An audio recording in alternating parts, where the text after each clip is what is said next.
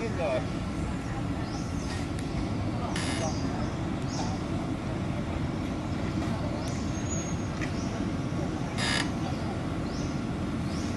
Ôi trời, tạm tạm. Ra là cái là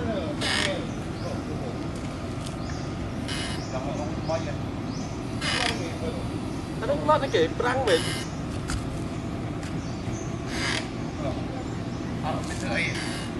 ở đây chú với lưng chú nó ổn